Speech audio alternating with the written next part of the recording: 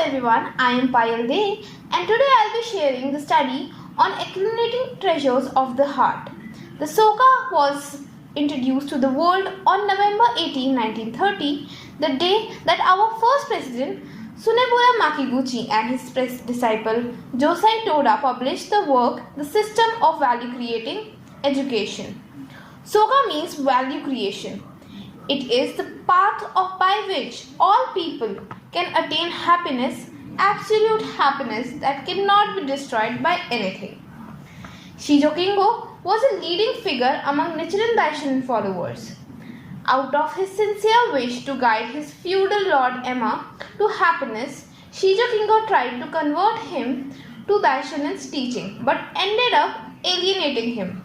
Later, however, Emma fell ill and called Shijo Kingo, who was a skilled physician, to treat him.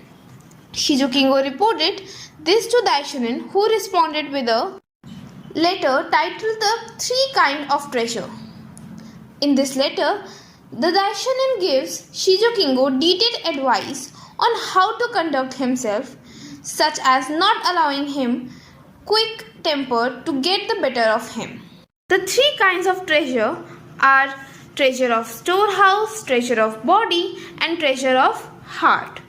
Daishonin explains that when we live with the spirit that the treasure of heart are the most valuable of all, we can create unsurpassed value from treasure of storehouse and treasure of body. And he encourages Shijo Kingo to strive to accumulate the treasure of heart.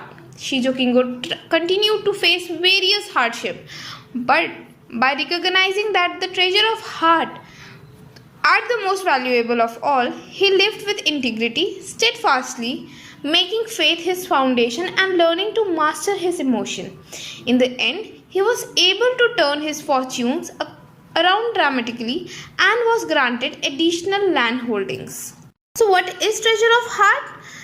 The good fortune and benefit we accumulate in our lives through our dedicated efforts for the sake of others, for the cause of good, and for the welfare of the society. No one can rob us from treasure of heart. Nothing can destroy them.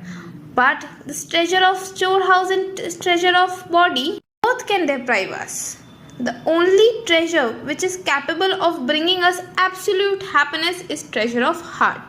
Sensei further says that each of you has undeniably inherited those treasure of heart and they are shining within you. I hope that you will do your best to accumulate your own treasure of heart as well. So now, we the brilliant sons of Soka should illuminate the way to happiness and peace for people in our communities and around the world, and continue to strive for Kosen Rufu. Thank you.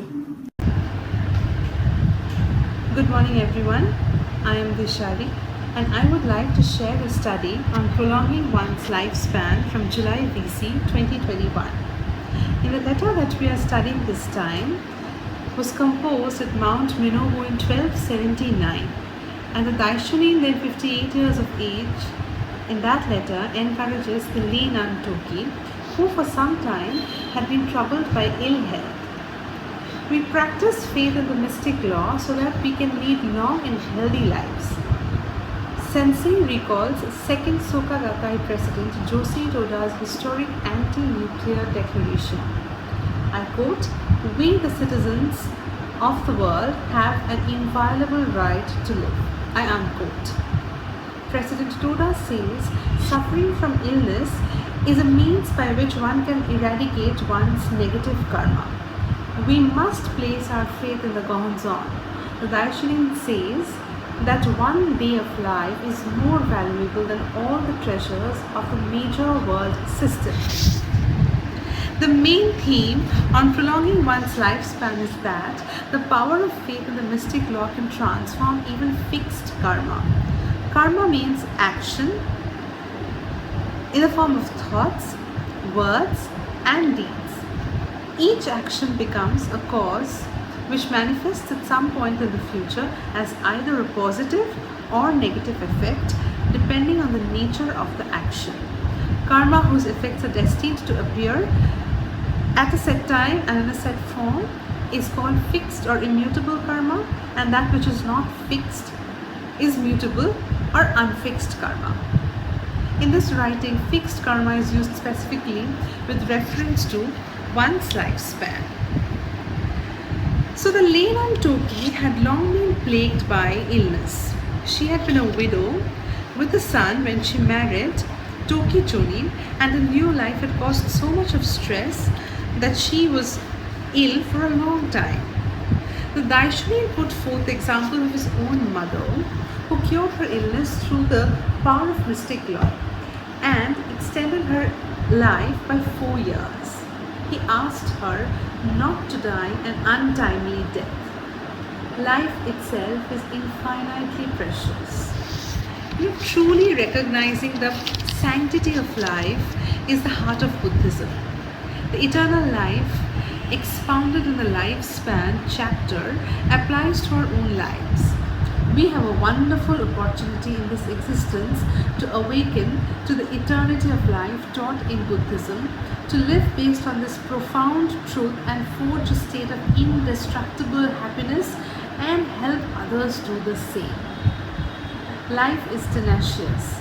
It is endowed with the impulse to survive and the power to heal, and the highly effective medicine for drawing forth these innate properties is the mystic law. So ultimately it is we who cure ourselves. It depends on our will force, and this whole battle, faith keeps us motivated. The Daishonin asks the Lenan Toki to act promptly. She should not regret because of her reluctance or hesitance to take action. She should transform her karma and open wide the path to happiness. The Daishonin asked the Lenan Toki to seek treatment from Shijo Kingo, the accomplished physician. He put much thought and effort into writing this letter with detailed advice so that she could take necessary steps of seeking treatment. A disciple's well-being is always the mentor's foremost concern, and by increasingly or unceasingly valuing and caring for each person, we can ensure happiness of all humanity. Becoming ill in itself is certainly not a sign of defeat. That is not at all the case. The important point is not to be defeated mentally or emotionally by the prospect of being ill. The mystic law is the fundamental power for defeating the hindrances of illness and death. Nam-myoho Renge-kyo is the roar of a lion, writes the Daishonin. The Daishonin says, I would like to quote now, if you live even one day longer, you can accumulate that much more benefit. I am quote. How wonderful is each day that we can take part in constructing an eternal realm of peace and happiness based on the mystic law. United in spirit with our mentor and together with the Soka Gakkai. If a practitioner who upholds faith in the mystic law becomes ill, it definitely has some profound meaning. It could be said that confronting illness is one route to awakening the eternity of life. Of course, people have different kinds of sicknesses and diseases, and one can be bedridden too. But those who are battling or having battled, illnesses based on Daimoku shine from the depths of their beings. Daishonin constantly prayed for the good health and longevity of his disciple, and through this united struggle of the mentor and disciple, the Lenan Toki was able to extend her life by 20 years.